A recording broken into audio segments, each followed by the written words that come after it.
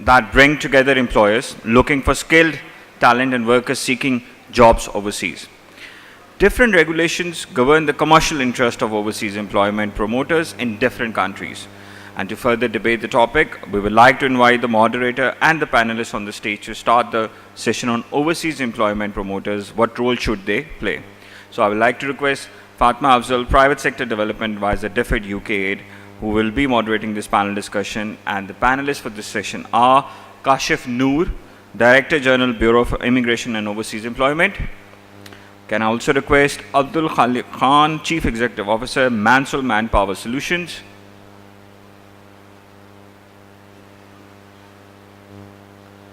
Can I also request Mr. Issam Baig, Managing Director, JMS Manpower. And can I also request Mr. Murtaza Ali, General Manager, Descon, to please join us on the stage.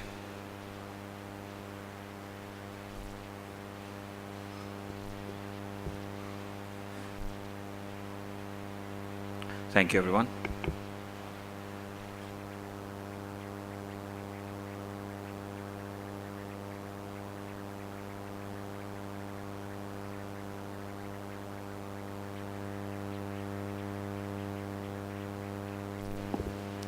Okay, Assalamu alaikum and a very good afternoon to all the audience and to the panelists for joining us today.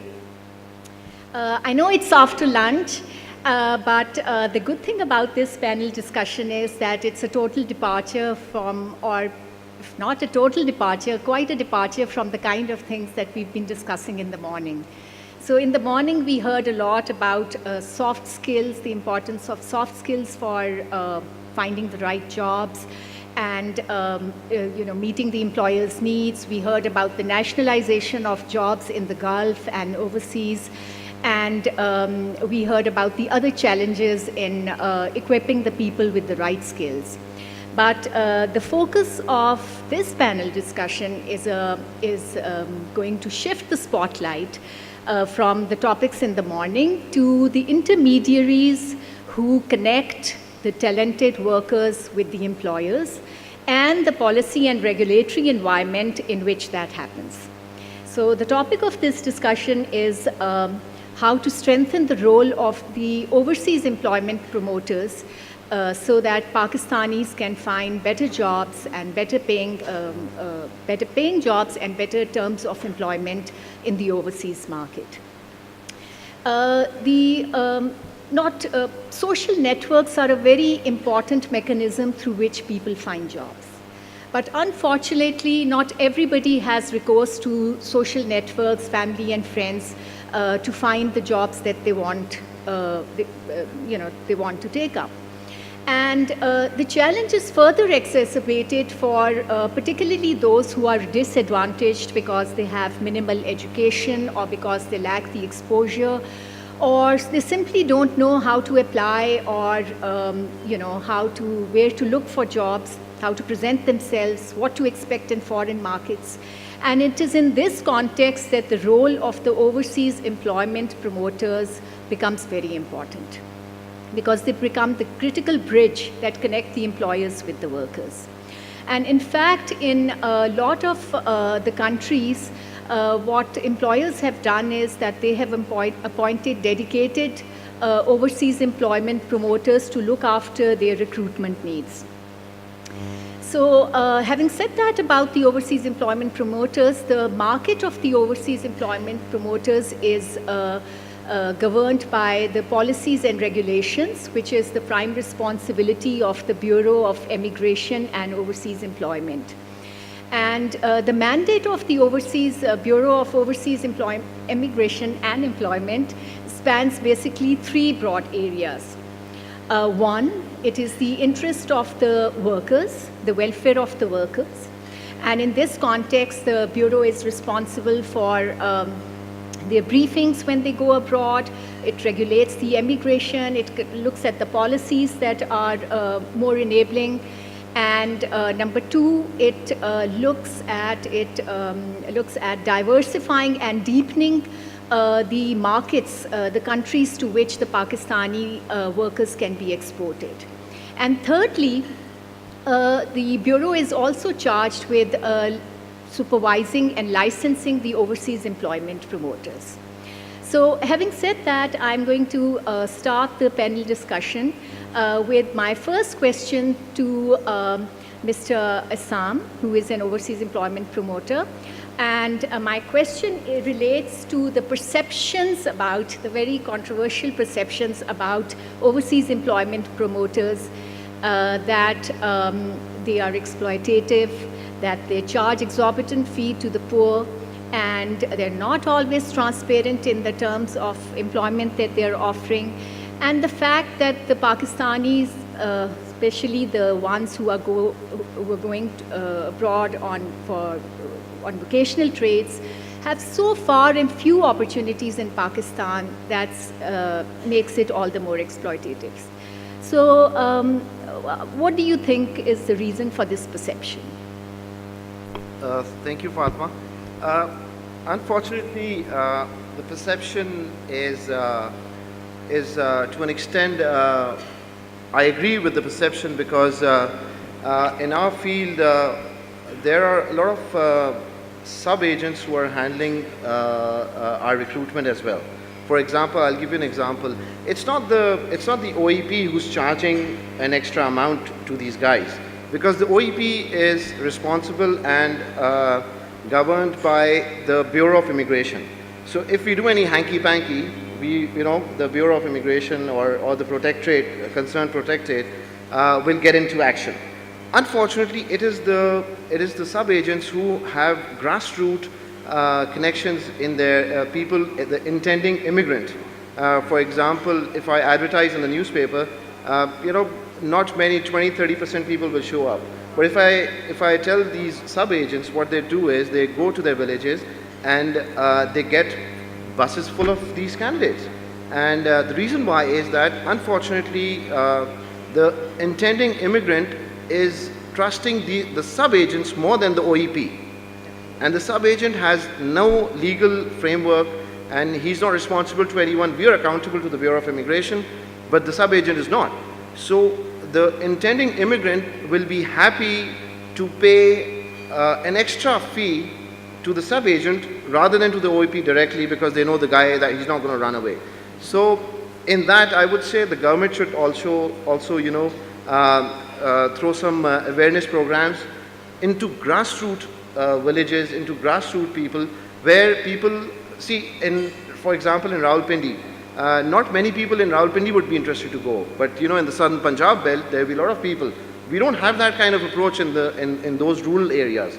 So these sub-agents operate. So fair enough, if, for example, if we charge something, and another, Fatimah, I would like to point something that, in the past, our clients used to pay us the recruitment charges, the professional fees. But for the past 10 years, I have stopped that practice. I personally have stopped that practice. Why? Because if the intending immigrant is going free of cost, he is just going for a joyride. He will go there, he will come back on very flimsy grounds that my mother is not well, my father is fighting with my brother, my sister. So, because he doesn't have any financial burden on his shoulders. So a nominal fee has to be charged.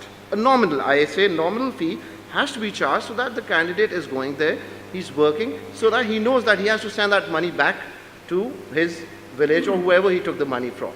So that's what I can say about it. Okay. Thank you.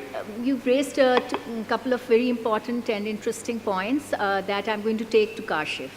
So Kashif, what does the Bureau do in terms of mitigating these kind of risks of exploitation, especially at the hands of the sub-agents? Does the Bureau have, is it a function or mandate of your protectorates to protect the workers against such practices? And how do you ensure that, and secondly, what is a nominal fee? When you say that we just charge a nominal fee, who defines what that nominal fee is? Is there a ceiling, of how much an operator can charge? Thank you, Fatimah. Would you allow me to begin with a brief comment and a brief response to a point which was raised earlier? The brief comment is the Prime Minister is very, very focused on the issues of overseas Pakistanis and the welfare of the migrant workers. We have given him 2 briefings last week, and another one is scheduled early next week. So he has conveyed very clearly to us, the Overseas Ministry, that I want welfare of my people who are abroad. My brief response, Almas Haider Saab raised a point in the morning that there's a law barring women. There is no law barring women from going abroad. Please kindly note, all of the audience, there is no law in this country which bars women from taking employment abroad. There is only one small restriction which is in place, and that is in one particular trade, housemaids. A housemaid under 30 years of age cannot go abroad as a housemaid on domestic work visa. Other than that, there is no restriction whatsoever. Now, coming to your point of sub-agents, I'll take it first. There's a debate whether we should legitimize the role of sub-agent, or as it is that we ban them and we catch them and put them behind bars. As of now, my law doesn't recognize sub-agent. Anybody who is dealing in sale or purchase of visas, he has to be imprisoned. We have started collaborating with the FIA the moment we get told of a sub-agent, or we get away from his role in a particular trade. If some complaint comes to us and there's an involvement of a sub-agent, we hand over the case to the FIA. Unfortunately, I must admit, conviction rate is very low. Probably 1 or 2 cases so far in the history of the country. And that is why the sub-agent gets along. The other thing which we could have done and we are doing now is to raise awareness amongst the intending immigrants and amongst the population about their rights, and to tell them that they shouldn't be exploited.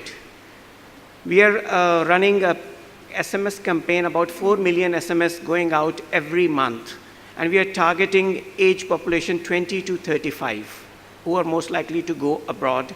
We are going to expand that further, as well as run media campaigns through electronic media and social media both, so that if a person is well aware of his rights, there's little chance that he'll be exploited. The other issue which you raised about the service fee. The service fee of overseas employment promoter is defined in the ordinance. I must admit, ridiculously low, 6,000 rupees only. They cannot meet their expenses with 6,000 rupees, and that is where the exploitation starts. We have taken up a case with the government that it should be enhanced to at least 25,000 rupees to cover the expenses, office expenses of the promoters, so that, as Issam pointed out, they don't have to rely on the sub-agents and they can perform their work in a much more better way. Thank you. I hope I've answered everything. Yeah, I have a follow-up question in terms of even going from 6,000 to 25,000 seems like a very low figure. Because you generally hear of the agents charging anywhere between upward of 150,000 plus. So I'd like to hear from Mr. Khalique. I mean, how would you respond to that? Is 25,000 justifiable fee? And if not, is there space for, should it be one of the things that should be amended in the regulation? Yes, thank you, Fatimah. I agree with Lisa. For long-term projects, he said 6,000. It should be about $250 to $300. $250 to $300. $300 would be, yeah. Because another reply to your first question, there is a trend on the market. Not every agent. The trend is changing. In oil and gas sector, I haven't seen any agency who charge any money, because our client in oil and gas sector, they said, no, we will pay you. So they get money from there. Regarding on employment visa, he said 6,000. The people who are being mobilized on short-term basis for 3 months, so we are getting only 1,500 rupees. Basically, one time, dinner charge. That's all. No, but I'm not exactly clear. Like you. There are two type of mobilization, export. Short-term basis and long-term basis. On long-term basis, on employment visa, it is 6,000, which normally we get through the system. On short-term basis, up to 3 months, we get only 1,500 rupees per person. No, but the cost to the worker who's going abroad is a lot higher. Who is charging that cost and where is that? In our case, we charge to the employer. Employer do pay us. Yeah. Okay. If you allow me. Yeah.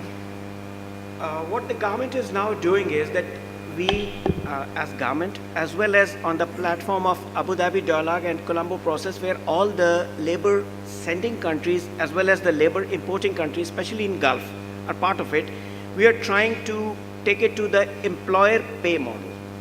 The whole cost or the bulk of the cost should go to the employer, the service, including the service charges for the recruiters on both sides, in Pakistan as well as in the destination countries. One, we are working on that one. Two, the amount which is charged to the person going abroad, to the migrant worker, it has got, it is broken up into different segments, so you can say that it includes the cost of ticket, the cost of protectorate, the cost of visa charges charged by the embassy of the destination country, as well as the visa cost, which may have been incurred by somebody in the destination country or by some sub-agent if he's trying to exploit. All that amount comes to 150,000 or 200,000. That average has gone down drastically since these employment opportunities have reduced a bit. Now the market forces have come in, and now an average cost of a person going abroad is around the 100,000 mark, all inclusive. That includes the air ticket and the fees as well. So our analysis says that it's about 40,000 rupees which is being saved and distributed amongst the recruitment agents on both sides as well as the sub-agents, 40 to 50,000 rupees. That has come down drastically.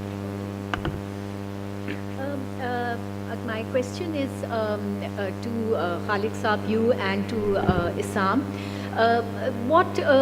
How do you think the Bureau can play a more facilitative role for strengthening the roles of the overseas employment promoters? What are your expectations? Where is it falling? Where is the Bureau falling short now? And how would you see their facilitation improve?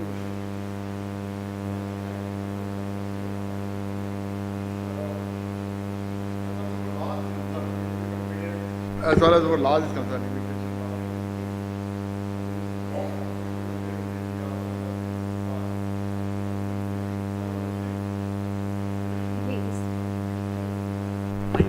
there is no drastic change we have to make. The only thing is regarding marketing. You're talking about export of manpower to extent, how can we extend? In our consulate embassies in overseas, we should have some marketing executives who frequently visit different employers in all sectors, not only oil and gas sector, in MEP or civil infrastructure, or oil and gas sector, to present there, okay, this is the product we have in Pakistan. Like Philippines, they do that. So they go to any refinery, see the employer, okay, we have fabricator, we have engineers, we have managers, all type of people. So most of the people, they don't know about that. Just we make our own efforts, or Issam or my other colleagues. Otherwise, no. So this part is missing since last 73, what we have. So I will look at definitely some proposal has to be made, some executive, marketing side, especially potential countries like UAE, Qatar, Saudi Arabia. No, Bahrain is there. You will see in future a lot of manpower will be mobilized to Bahrain as well. There is a ban on Kuwait. The present government has to take very drastic action to talk to them. So because Kuwait has a lot of demand, they take from India or from other countries. And this ban is for Pakistani labor? Yes. Why is that so? It's, I can't discuss about that, but maybe. Well, this ban has been there for about 10 years now. it's an unannounced ban.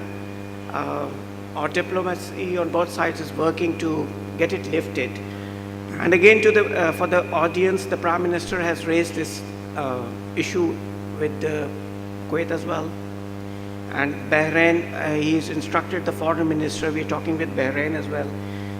And in his 2 visits to Saudi Arabia and UAE, a very brief visit which he conducted to UAE, he has raised this the issue of export of manpower with both those countries as well. So we see a lot of interest at the top level. And we hope that these small impediments would be resolved soon, inshallah. Yeah. Issam, yeah, if you'd like to expand on this. Thank you. The first question you asked about the government's role or the Bureau's role. I feel that, as Khalique Saab pointed, our missions abroad, we have a position called CWA, which is Commercial Welfare Attaches. I think those are the first point of contact for our overseas employers, because when they go to the mission for attestation of some documents, the CWAs should be very proactive and helpful, rather than CWA's role is to promote manpower, to promote trade, but unfortunately they're not doing the right job. And these CWAs are, rather than going on merit or rather than going through the Bureau of Immigration, they are publicly, they're government appointed officials, and they don't have the right skills to market the labor market. They don't have the right attitude, I would say, because I've faced it, and especially in the region, in the GCC, we should have very strong CWAs, Commercial Welfare Attaches. Number 2 is the awareness of overseas Pakistanis who are going, the intending worker. Unfortunately, I am in this business, like we are in this business in 7 decades, and I know for a fact that my immigrant does not know his rights as of an overseas Pakistani. He does not know what rights he can get, even though he's paying for these rights. Even though Overseas Pakistan Foundation, there's a fee which is attached to the protectorate, and the candidate is paying, but unfortunately he's not aware of these rights. So the government or the Bureau of Immigration should, make them more aware of the rights and rules and regulations of the host country.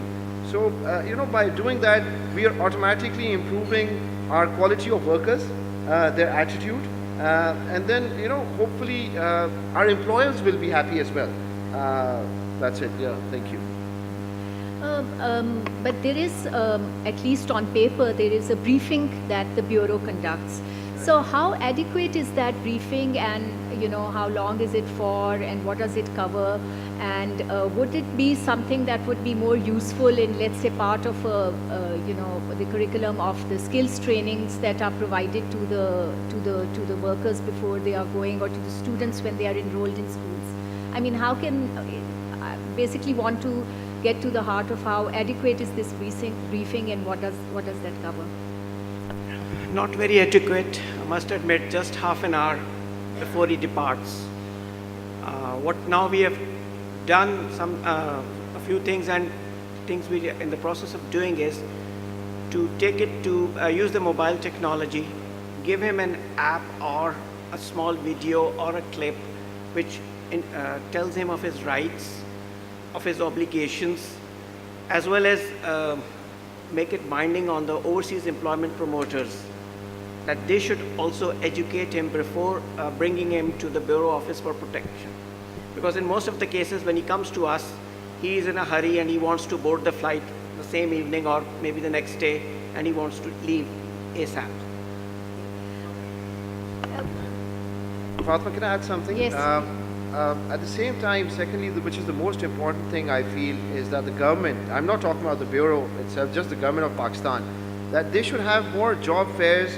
They should, take these 10 to 15 top OEPs to the host country, to the GCC or wherever the immigrant is going, so that they can market. Unfortunately, we are not doing that. The government, on the government level, we are not doing that. Our employees overseas, I keep on hearing these things that, the Indian foreign minister, or for that sake, labor manpower minister, has been sitting in Saudi Arabia or in Dubai for the past 1 week, and he's marketing their labor workforce. And they've taken a delegation, whole delegation of 50, 60 top OEPs from India and from Sri Lanka, Nepal, Philippines. They know how to market. See, in Pakistan, what do we have? We have the manpower. That's what, and we are not, we do have the quality manpower, but we are not advertising, we are not marketing our manpower. Philippines is doing a wonderful job. That's why they are, all the Filipinos, majority of them are in the service sector, and we are still at the unskilled and the construction level, which unfortunately is a true thing. Thank you. So, I mean, like we're talking about Pakistanis filling in the lower tier trades and jobs. I'd like to put my next question to Mr. Murtaza Ali from Descon. I know that Descon is not a traditional overseas employment promoter, but you are a Pakistani multinational with projects overseas, and you are sourcing your workforce need yourself and for the companies that you win the contracts for. So can you share some of your experience in terms of Pakistani workers who go abroad? What are the skills that, and you're also running a training institute. So based on your experience, how have you tailored your training and you know, not just your technical skills, but also the soft skills and behavioral skills that we've heard a lot about in the morning? How have you factored all of that in to meet the demands of what is required in the foreign markets? Thank you, Fatimah. We started a training program for our own workers that they are on job, but they have to go through a training, and we depute them to our training institutes from time to time to train them not only for about their trades, but also in the soft skills, the communication skills. So when they go abroad and work with our overseas clients, they kind of perform well and can easily fit in that slots for which they be called. Okay. And we also heard a lot in the morning about how the numbers of Pakistanis going abroad is steadily on the decline, and the nationalization of the jobs. So my question is to Kashif. Based on, I mean, how do you think, how would you rate the business model of the Bureau vis-a-vis the regulatory bodies in, let's say, other countries, in the Philippines, and in Bangladesh, in India? And what are the lessons that we can learn from them, or what are some of our policy areas or regulations that need to be improved or upgraded to bring some more momentum and life into taking these numbers back up? Essentially, all three countries and Pakistan have more or less the same regulatory framework. Three countries meaning? Philippines, Bangladesh, India, and us. India has gone a step ahead. It has created a system called e-migrate, and they have linked the overseas recruiter, that is the employer, the OEP in their country, all in that system. Now the overseas recruiter would put into the system, then it goes through the system. I mean, it's all automated. In our case, we were still following the old primitive way that the demand is raised, it is attested, then it comes to us. We have done some small, I would say, technology interventions in a few areas, but not in all of them. Like for Qatar, we have had a direct link with the CWA. The moment he attests something, we get the email, and by the time that promoter comes to us for permission, the permission is already there with the protectorate in most of the cases. So we have put in the technology over there. We are working on the biometric registration of all the immigrants, and hopefully, inshallah, next month, it will be up and running in the whole country, and the whole permission as well as the registration system would be automated. When it comes to Philippines, they are much more advanced. Their equivalent of Bureau of Immigration as well as OWWA, which is the equivalent of Overseas Pakistani Foundation, they're very active. one, their worker is more educated than ours, more aware. Two, their pre-departure training, that is a minimum of a week to about 3 to 4 weeks. That's what they impart. They tell him his rights, his duties, as well as his what is expected of him, and how he would bank and how would he tackle situations, or she. Because you see a lot of Filipinos working as housemaids. They've got a separate program for housemaids. And they also teach some Arabic for the maids going to the GCC countries. So they've used technology, I would say, in a much more efficient way to educate their worker and to make good use of his or her skills, which unfortunately we were lagging behind. Hopefully we'll start catching up soon. Yes. Can I add something, Yeah. Fatimah?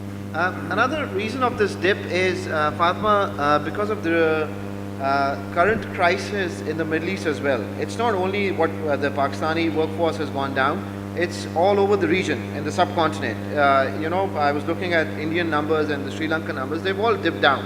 The situation in Saudi Arabia because of the Yemen crisis, and then the uncertainty in the UAE, Qatar FIFA 2022 is coming up. We were expecting a lot of influx of Pakistani workforce, but with the recent controversies of FIFA being held in Qatar or not, Qatar authorities themselves are a bit reluctant to go in full throttle.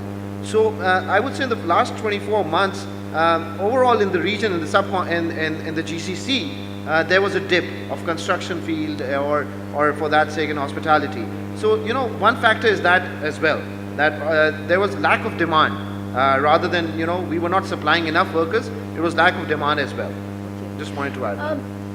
My last question before I... Can I add something on a lighter note? Yes. I've been able to convince the government in the last 2-3 years, like Habib Saab said in the morning.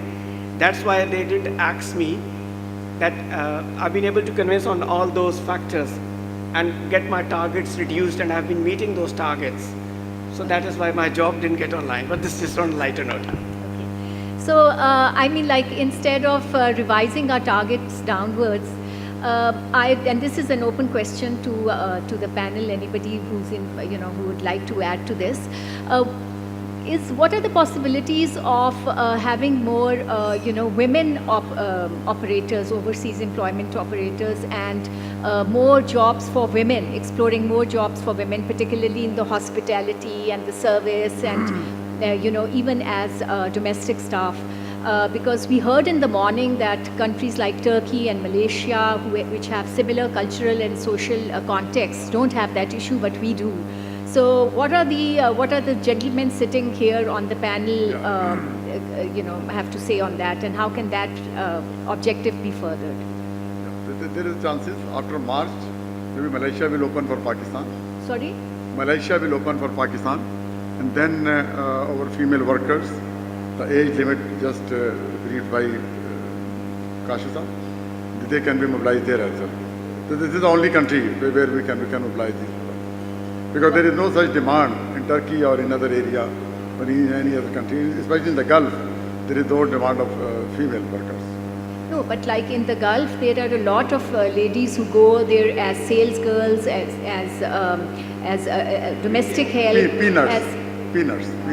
But Can I Yes. add something? Yeah.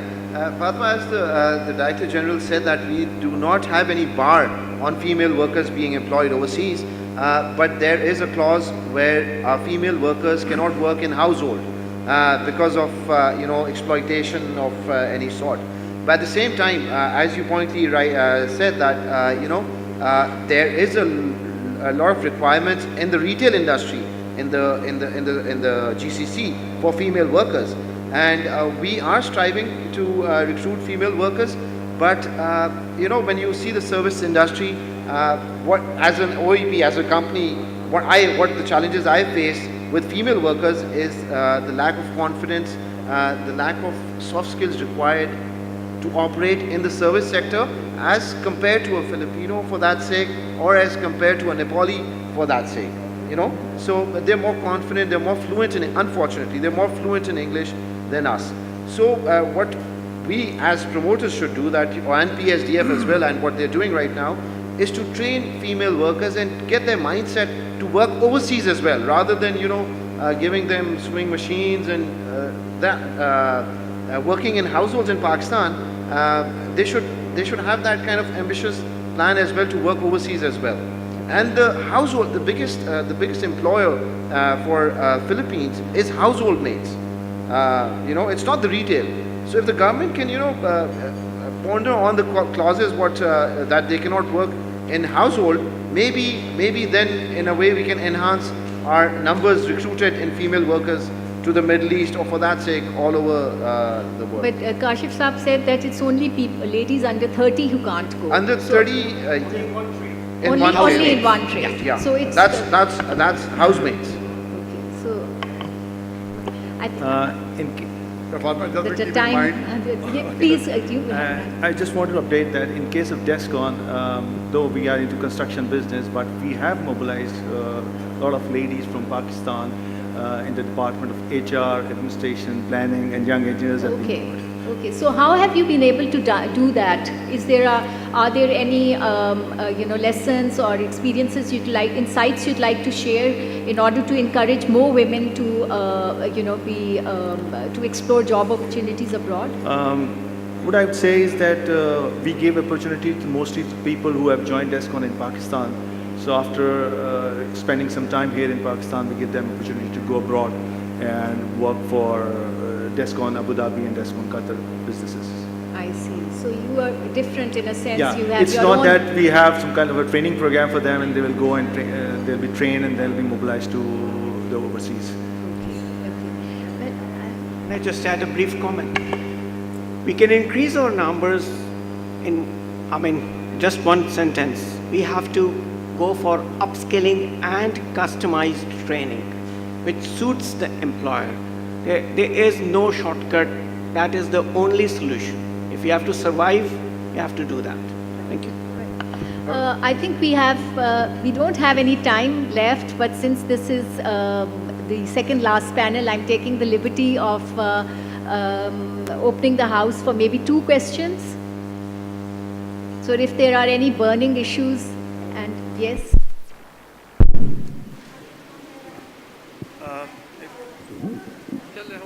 Iftikhar Ahmed Ansari, I'm representing the Placement Services Project.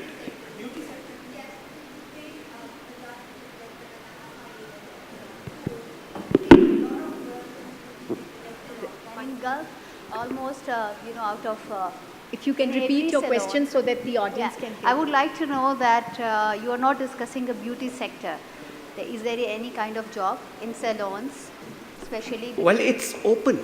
There's no bar on any female going to work in a salon. No, Yeah, but like, usually, do you have opportunities for these women there? yes, in Dubai especially. Yes. Yes. We do, but usually our employers or the GCC employers, they prefer again other nationalities than Pakistan. I've approached you know, multinational hotels and beauty salons as well, but they prefer Indians and Filipinos over Pakistanis. But you're right, we should promote this segment as well, because you're training them. And you know, the training will be gone down the drain if you're not putting them in the jobs, either in Pakistan or overseas. But you've got a valid point. I think we are not marketing this segment properly. When I say the promoters and the government, I don't know the government. And I would like to tell you that we are training them in English as well. So Sorry? we are giving them a good training these days, and we are giving them like a right training regarding English and computer and everything. So I think you don't know, because you were saying that we should train them. We are training them already. If you just share the data with us. Yeah. We meet with some international delegation. Last week, Qatar Hospitality was here. Yes. You can always share the data with them. Sure. That we've got female available who can work in the beauty sector. Yeah, yeah. And I inshallah will we'll do discuss something. with Jawad. Which and institute are you affiliate. from? Which Sorry. training institute It's are you? International Fashion Academy, Pakistan. Yes. And I would add the course material as well, what you guys are teaching, so that we can advertise, we can market that segment as well. So please share the. I'll give my card to you, and I'll share the course material and any certifications, if there is international certifications you award to these candidates. Yes, so that would be helpful to at least market these women. Definitely, I will discuss everything with Jawad, and he will discuss with you. Thank you so much. Thank you. Is there any other question, a recommendation? Yes, Iftikhar Ahmed Ansari, representing the Placement Services Project. I have one short question for Kashif Noor, sir. I just wanted to ask how many bilateral agreements we have made so far. I think there were 3, one with UAE, one with Korea, and one with another country for the export of our workforce to other countries. So are you working to write more bilateral or multilateral contracts, mutual contracts with other countries for the export of Pakistani workers? Government of Pakistan has 16 agreements, and we constantly keep on working on having new agreements as well as on revising them. I hope I've answered your question. And we are part of international bodies as well, and we keep on raising these issues to have more ethical and fair recruitment policies amongst in the region, as well as amongst labor sending as well as labor receiving countries. Okay. Yes. I would like to suggest that each and every worker who goes abroad should have a bank account here in Pakistan before he proceeds. Can you speak a bit louder? I mean, all the workers who are going abroad should have a bank account before departure. And these microfinance bank can offer soft loans to these people so they can meet the employment fee before going which they have to pay to the OEPs. One. Secondly, government can offer incentives or some kind of benefits to these people that once they are there and they're working, and they'll remit these foreign remittance directly into these accounts, and they'll get some kind of an incentive which can compensate the upfront fee which they have paid before departure. Your first suggestion would probably be granted next month because Prime Minister has already ordered that. So the things are being worked out. So bank account hopefully would be up and running for every migrant hopefully next month. And I'll take those 2 suggestions and bring it over there as well. I think we are done. Thank you. Just to highlight one there is one comment that Mr. From Khalique. Pakistani point of view, the alarming situation that now in the Gulf countries, they discourage to hire skilled manpower who don't have any certification, even for a few months, 3 months, 6 months, or 1 year. Without that, they said, no, we don't want. They have the skill, they know the honor, but they don't have any certification. Without that, now they are starting discouraging, especially in Qatar. Okay. Yeah. So we have to think about that. Yeah. All bodies, PSGF or So what you are suggesting is that not just 3 months or short-term training, but diploma and a higher up the ladder. 3 months, 6 months would be all right. Earlier we have program RPL. Yeah. Accredited courses. Something, yeah. Okay. Yeah. Thank you. Okay, thank you to the panel. Thank you everyone for your key insights. I would like to request Jawad to please come on the stage and hand over small token of gratitude from PSAF. Thank you so much for moderating it.